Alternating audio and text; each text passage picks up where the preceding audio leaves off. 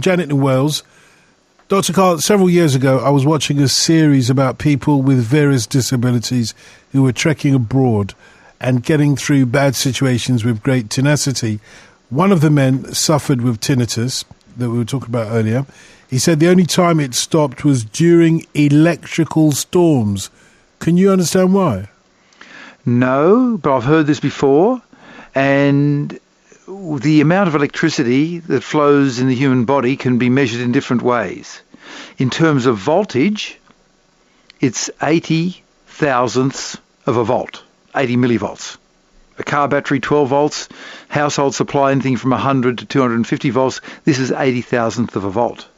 The current, in other words, the number of electrons flowing past the point, can be up to 60 amperes, which is maybe what your starter motor draws in your car. That's a big current.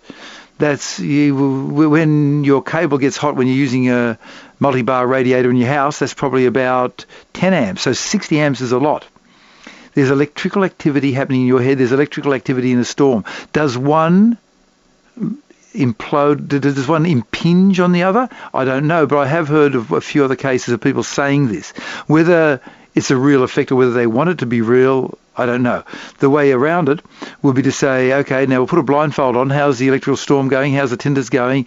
And they're saying, the tinnitus is gone. And then secretly, you put a Faraday cage around them. Metal mesh. It blocks out all electrical activity from the outside world.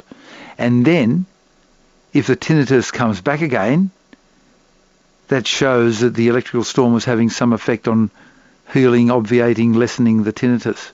I haven't heard of that experiment being done.